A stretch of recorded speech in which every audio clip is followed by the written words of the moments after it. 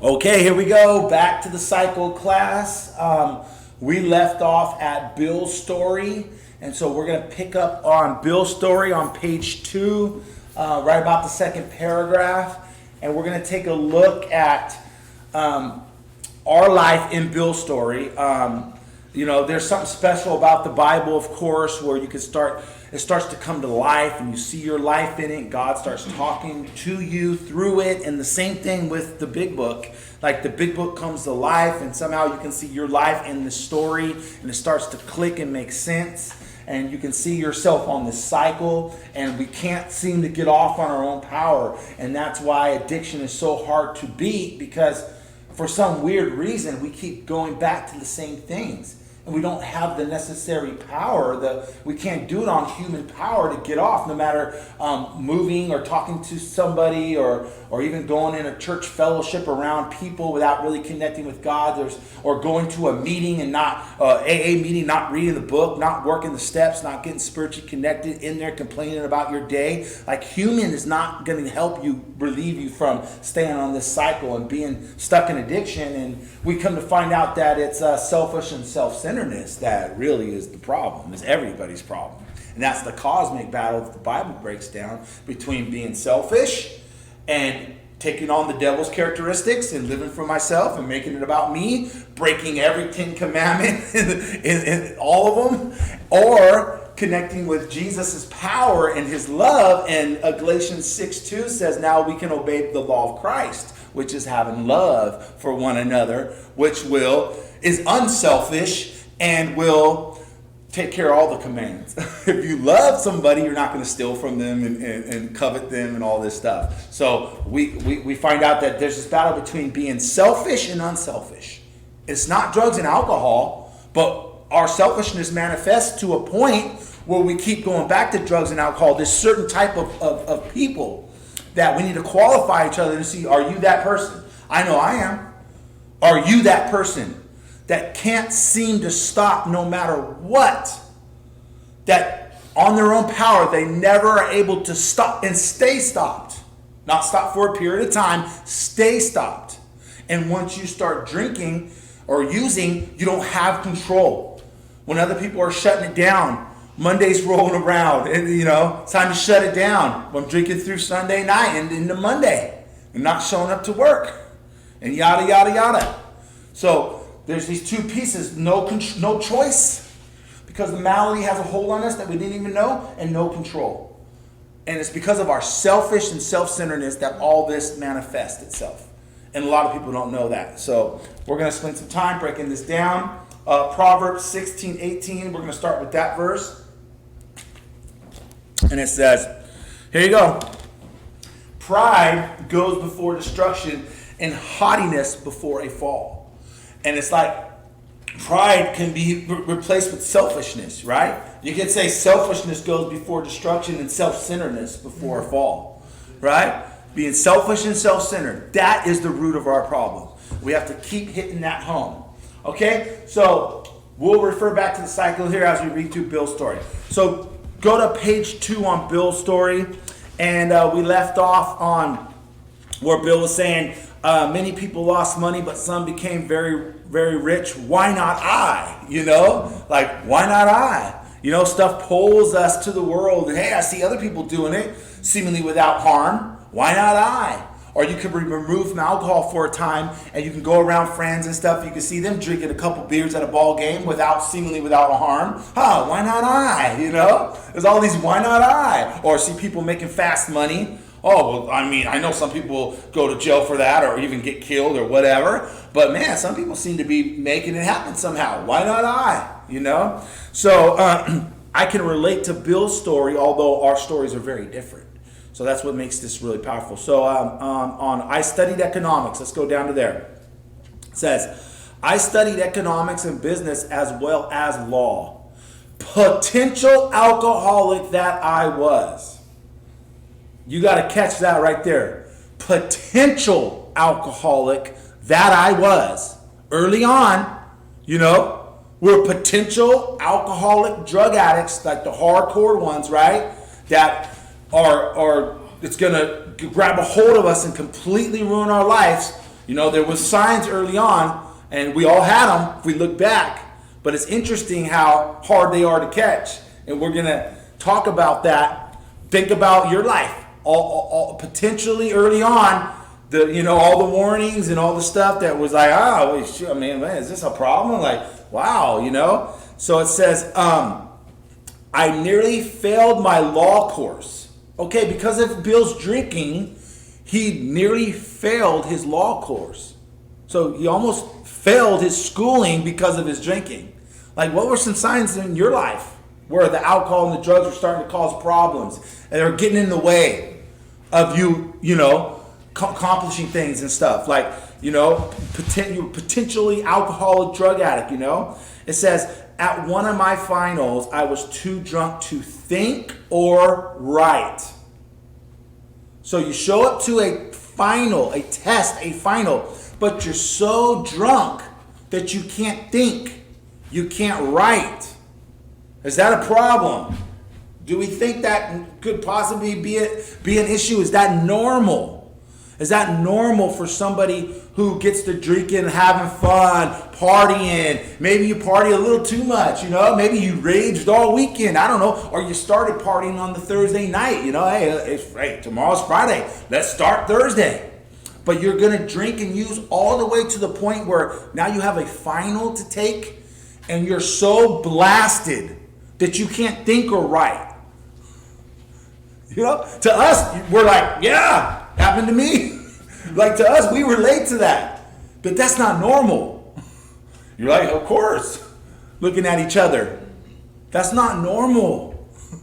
To show up to a final, a test, an important thing in your life. If it's not a test, put something in your life. Think about your past. Something you had to show up for. It wasn't a Friday night. It was probably a Monday morning or Wednesday morning, afternoon. And you show up so blasted that you can't even think or write. Like, these are the things, like, you got to understand what we're up against. That is not normal. For guys like us, it may be, but it's not normal, And we have to be honest with ourselves where we are. Okay, so then what does it say? To think or write. Though my drinking was not yet continuous. You see? He was a potentially alcoholic addict. He's showing up too drunk to even think or write, bombing finals, like important things in your life. Maybe you missed engagements, like, your little niece's birthday party or someone's catechism or baptism, I don't know. A wedding. I missed weddings. Hello. I literally missed weddings. You're not supposed to miss weddings. Supposed to make weddings, It's a big deal to people. Someone loved you enough to invite you to a wedding. I missed them. No show. Where's Matt? Anybody seen Matt?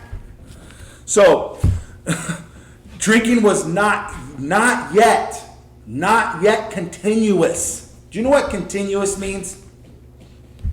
That means you don't stop drinking. Do you know what that's like? We get it, huh? Continuously drinking and using, not to the point where it got kind of hot and heavy and we started Thursday instead of Friday and we drank and used Thursday to Sunday, like we did for a time. It had not yet become continuous. Continuous is then you keep drinking Monday, Tuesday, Wednesday, Thursday, Friday, Saturday, Sunday, Monday. Should I keep going? I'll do 30 of those for a whole month. Continuously. Did you use like that? I know you did. I know you did. I ain't gonna ask you. I already know it. Boom, boom, boom. Continuously. That is not normal. You are not supposed to get drunk and high every single day. But there's a place where we hadn't yet got to that point. Hadn't yet got there. It says, back to page 2. It disturbed my wife. Wow. It disturbed my wife. You think? It disturbed my wife. Yeah, I bet it did. she could see something wasn't right early on. The red flags. How many of those did you have in your life? How many other people were like looking at you like, hey, bro, man, it's one thing to party and have fun, but man, don't you think you're taking it a little too far? You know, even the people you party with start thinking like that, right? And you got your little crew that parties as hard as you, and some of those are alcohol addicts. Some of those are just hard drinkers and users that are able to stop on their own power. But there's a certain type of people, no matter what the consequence. And I'm sure all of you are in that category, but you need to be honest with yourself. It don't matter the consequence. You would never have stopped like me. That's me. Never. Family, kids, jail, losing my freedom, health, nothing I was gonna keep doing it. And so even all the warnings that happen. Here, the big book talks about some of this early on when the red flags were there. And look what it says. Okay, page 32 of the big book. I'm just gonna breeze through some of these. I'm gonna go 32, page 34, and a touch on 33. So hopefully you can find it. Let's see, 32. It's gonna be top of 32, second paragraph. Okay, it says, though there is no way of proving it, we believe that early in our drinking careers, most of us could have stopped drinking, but the difficulty is that few alcoholics had enough desire to stop while there was yet time. Isn't that true?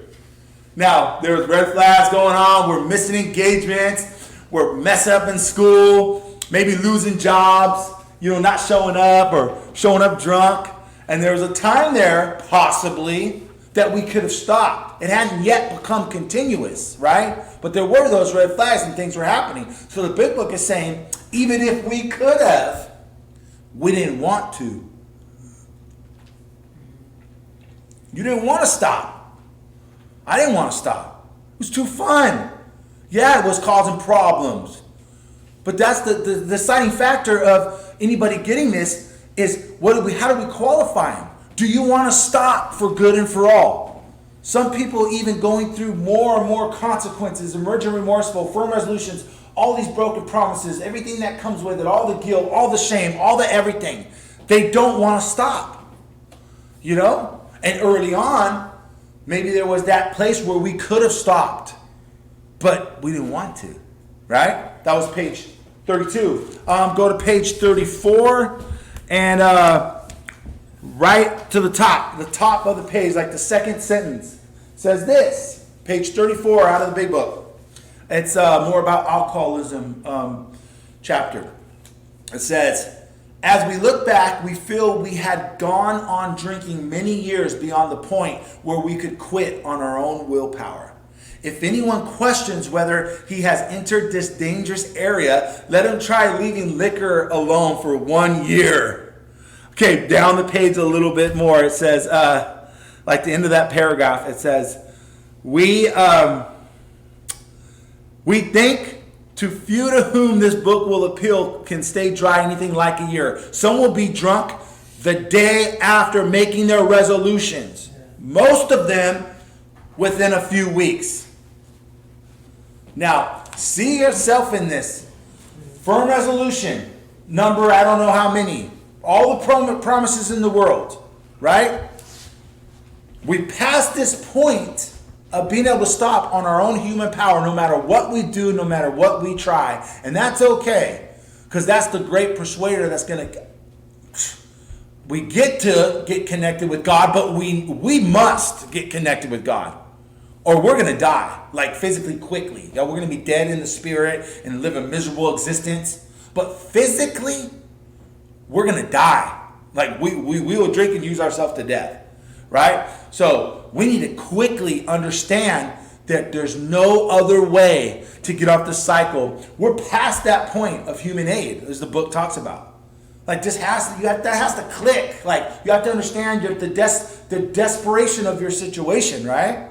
That's what we're trying to do here. Get the light bulbs to go off. Because if you know the desperation of your situation, You're going to follow through with the suggestions, and guess what? You're going to keep doing them, I hope. You're going to stay in those 3 parts like we talk about. Have a daily relationship with God. Stay surrendered to his will. Not get pulled away by things that could be your demise, you know? And so the big book is saying, like, there's these, and what happens? And if we try to stay away for a year, it says some will be drunk the day after. Let's talk about that for a minute. Come on now. The day after, no, don't do it. The next day, or within the few weeks, isn't that so true? Think about your life. I pulled off a couple 2-weekers because of the heat that was on. No, I had heat on me. Like I had done the broken promise after broken promise, right? This has been going on for a while, and the heat was on. I lost my place to live. The heat was on. So guess what? 2-week wonders, bud. I pulled it together, but couldn't last much longer than that. A lot of mine, the next day I was already devising a plan, right? But I had pulled off some 2-week wonders. Like, this is insanity, guys. Like, this is what's waiting for us. Like, don't get comfortable. Don't think you're uniquely different and you don't need to do what everybody else has to do on the daily approach, staying in the 3 parts, because it's guaranteed you will never go back on the cycle. You let your guard down in one of those areas, you let your guard down with your relationship with God and making yourself available to be of service to others, you will get sick again and you will be back on the cycle. But right now, where you are, things that are happening, the spiritual growth that you may be experiencing, you don't even, it doesn't, like, you may hear that and be like, there's no way. There's no way. Many have thought that. Many have thought there's no way. But over a couple weeks to a month of letting your guard down, right back. And they're sitting back, how did this happen? How did this happen? That's why we go over it, go over it, right? And you can't stay in the 3 parts without having your heart in it. You got to know that. No one expects perfection. God don't expect perfection. But if your heart ain't in it, if you just, okay, whatever, I'll stay in the 3 parts without your heart in it, it's not going to work. Okay? That has to be understood, right? So, another place. Watch another place in the big book. Further down on page 34, it says, whether or not a person can quit upon a non-spiritual basis. What does that mean? Whether or not you can quit without God, right? And that this spiritual program of action of getting connected with God and working with others, right? Whether or not, what depends on that? Depends upon the extent to which he has already lost the power to choose whether he will drink or not. We're getting to a crazy, just the one I had a problem with. Not problem, but I was unsure about it. I was like, you mean to tell me, the stone cold drug addict, that I've gotten past the point to where I don't have a choice whether I'm going to keep using it, go pick up, devise a plan to go make it happen. Like, I've lost my choice in it at this point because I'm so far down the road into the spiritual darkness of this thing. And my mind is so sick and I'm so full of selfishness. And I'm just stuck in this mindset that I don't even have a choice unless I can attack the problem properly and address the spiritual malady, the internal condition, my selfish and self-centeredness, beat it down every day, get connected with God, make myself available to others, and be around like-minded people, bring my body around like we're doing now, that I don't have a choice. So it says, if you are in that place, you cannot recover without a spiritual approach, without God. Wow. So we got to qualify these people, and you have to be honest with yourself. You have to know for yourself if you're in that category. And if you are, you have to do whatever it takes. And it's laid out for you perfectly, then you have to continue to do what's been laid out and not let up. So whether or not a person can quit on a non-spiritual basis, whether or not they have lost the power to even choose if they're going to continue. Because how many consequences have you had that I've had that I was emerging remorseful, the firm resolutions, all the promises, and it wasn't even fun. Like, it started not to be fun. It wasn't the same. And then it wasn't even that it wasn't fun. It was the opposite of that. It was miserable. And then it was pitiful. It just went worse and worse, and to the point where I was just so pitiful. Like, wow, what are you, like a grown up little kid or something? Like, no choice, no control. You just keep going, keep going. And without God's help, I wasn't going to get out. And you have to bring this message properly so you can explain exactly what it's going to take for these people to get out. You can't expect them just to change because they're so far down that path that they don't have a choice whether they're going to keep using. God has to come in and awaken their spirit and get their mind right. And you have to continue to do these things that what? These things beat down your selfish and self-centeredness. Your problem, everybody's problem is that you're selfish and self-centered. You're always thinking about yourself. And that's what happens. And then from that, we go get high and drunk. This group of people. Some people, and we probably do other things too, and some people don't go get high and drunk, but we do. Okay? So whether or not we pass. And then the bottom of that page, check this out. This is the baffling feature of alcoholism as we know it. The utter inability to leave it alone, no matter how great the necessity or the wish. Bottom of page 34. This is the baffling feature of alcoholism. This absolute inability to leave it alone. No matter what, you keep going back. I kept going back no matter what. That's baffling. It's not fun. What happens when you go back? Think about what happens? Do you get any joy out of it anymore? But with the baffling feature of it, we keep going back. Why? Because we didn't know to treat the spiritual malady. And then our sick mind tells us that we got to band-aid that spiritual malady and put something on it to take our mind off it. And then we can't control it. We do more and more and more. And then we're virgin remorseful, firm resolution. We're miserable. And that vicious cycle continues and continues. This is the baffling feature of alcoholism. That's a threefold disease. The spiritual component, the spiritual malady, our selfish and self-centeredness, that sick mind, this obsession we have that we're going to be able to control it, that if I put it in there, it's going to give me some relief from my insides crawling out of my skin, and then I'm going to somehow be able to control it. But when I do fall for it, I don't have control, and I end up in psych wards and hospitals and lose everything until I get hopefully another chance to emerge remorseful. This is the baffling feature of alcoholism. So when you know you have no choice but to fall back into this, unless you approach the solution to your problem on a daily basis, staying in the three parts, you got to treat that spiritual component with God. You can't get well on a non-spiritual basis. You're too far past the point. This is a daily approach. Don't get comfortable and start feeling good, and then you're back out doing whatever, and then you're back on this cycle, and don't wonder why. So that's a baffling feature. And on page 33, it kind of says, it touches on that second piece, the might piece. On page 33, halfway down the page, it says, because of the peculiar mental twist already acquired. You're so far down the path already in the darkness, your spirit's dead, you're selfish and self-centered, that you've acquired a peculiar mental twist. What is that? This insanity right here, the second piece, that gives you no choice but to use.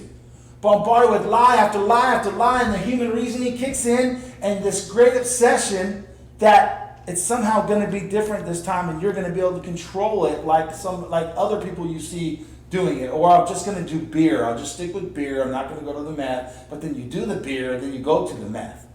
It's just this vicious, sick thing that we do. You got a peculiar mental twist that has developed that you need to treat your spiritual condition, and you need to stay in the 3 parts, and you need to keep your mind straight so that you can be available for others, right? And you can live, stay off this cycle for good and for all. Man, the baffling feature of alcoholism, that mental twist that's there. Okay, we'll finish up.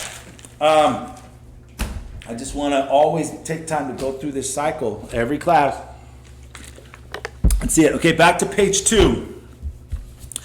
Had not yet become continuous. Okay, Bill's story, page 2. All right, and the wife was super concerned, right? You blame her? The wife was like, hey, babe, this is looking bad, man. You're scaring the crap out of me. Like, this is getting out of hand, right? All these red flags and warnings that we've had in our lives. Okay, then what does he do? We had long talks when I would still her forebodings, right? Forebodings are like this fearfulness about something bad is going to happen. Like, she's got that gut-wrenching feeling like, babe, this is getting out of hand. Like, I'm concerned on where this is going to go, where it's going to take you, and, you know. So he would still those forebodings by telling her that men of genius conceive their best projects when drunk. That the most majestic constructions of philosophic thought were so derived. Calm down, babe. Men across the history have the best ideas have come from drinking together all night and, you know, and learning from each other, and, you know, what's his name? Invented the light bulb that way. Edison, who really was Tesla, that stole it from Edison, but I don't want to get Greg on that. Yeah, don't give me that. Yeah, that's a whole nother topic, okay? But all this stuff we derive from this knowledge of getting drunk and high, right? It's like, calm down, babe. How did we do those same things, right? But what does Scripture say about that? Scriptures, in Galatians 6:7, it says this: don't be misled. You cannot mock the justice of God. You will always harvest what you plant. Don't be misled. Don't let your pride get the best of you. What? Pride comes before destruction.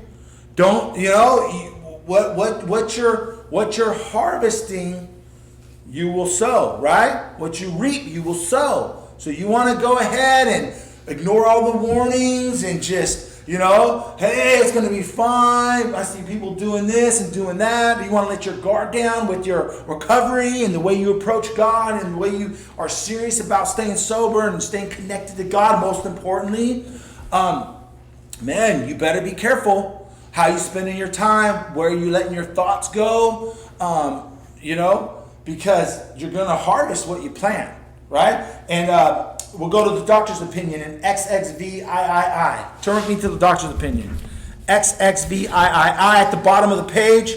We're going to read the last paragraph, and then we are going to go to the top of the next page real quick. Okay, this is where the cycle comes from. Out of doctor's opinion, right here. What we base this class on, what we look to every day, this is where it comes from. So, he's got all these warnings, right? His wife's concerned and he's failing tests at school. Things aren't going bad, but he's not taking heed to the ominous warnings. He's not paying attention to the red flags, right? Why? Check this out. The bottom of page XXVIII out of the doctor's opinion. It says, to them, their alcoholic life seems the only normal one.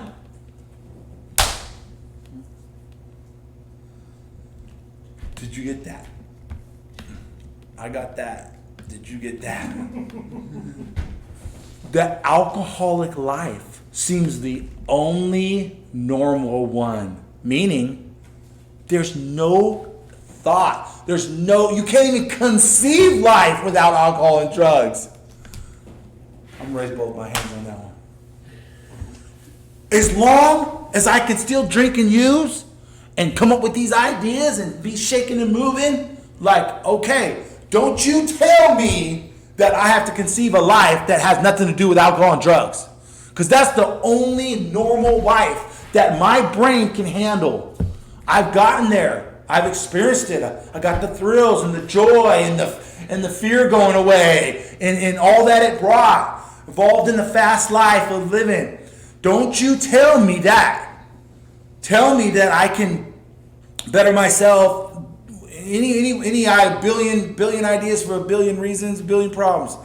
Okay, tell me that, but don't tell me that I have to abstain from alcohol and drugs, because that's the only normal life I know, right? Don't we hold on to that till our dying breath, until something happens and God comes in and gives us a complete psychic change, a complete spiritual birth, a complete change, the spiritual experience that he's offering us and teaching us how to live a life, an unselfish life, which is a daily battle. Selfishness comes up every day. I know mine does. And so to them, their alcoholic life seems the only normal one. They are restless, irritable, and discontented. The RIDs, right, of the spiritual malady, our internal condition. We are restless, irritable, and discontented. Feelings of boredom, uselessness, fear, anxiety, depression. Okay? That's the spiritual malady, our spiritual condition, because of our selfish and self-centeredness and the way we've been living. And we're in our head, focused on ourselves, right? So we're crawling out of our skin until what? Unless they can again experience the sense of ease and comfort which comes at once by taking a few drinks or a few drugs. So we're trying, the malady's acting up, we're feeling anxious and irritable and restless, and then the old trustworthy lie, that great obsession. I know, I can band-aid the way I'm feeling inside with a couple drinks or just a joint, right? That'll do it. Plus, the next line is what? Drinks or joints, which they see others taking with impunity. I see other people doing it. They seem to be okay, just keeping it with just that, you know? You know the way our mind works. The human justifying. That says, after they have succumbed to the desire again, as so many do, we give in, and then the phenomenon of craving kicks in. Once it's in our body, we find out once again we have no control. We go on a spree. The phenomenon of craving kicks in, develops, and they pass through the well-known stages of a spree. What? Emergent remorseful, with a firm resolution not to drink again. Check this next line. This is repeated over and over, and unless this person can experience an entire psychic change, a spiritual experience from God, and doing this spiritual program of action, being discipled in these things, there is very little hope of his recovery. And if you're in that qualified category of the true alcoholic addict, there is absolutely no hope unless this psychic change happens. So I'm thankful to continue to teach this to people. I had never heard this until I heard it, and I was in my mid-30s. I never heard it. I've been in AA rooms. I've been to church. I've never heard this. But since I've heard it, and applied with God's power, staying in the 3 parts, never been back on when it comes to a relapse. Not once. So now we have a way that the 100% is guaranteed to never have relapse. So we'll pick up from there next week. Okay? Thank you so much.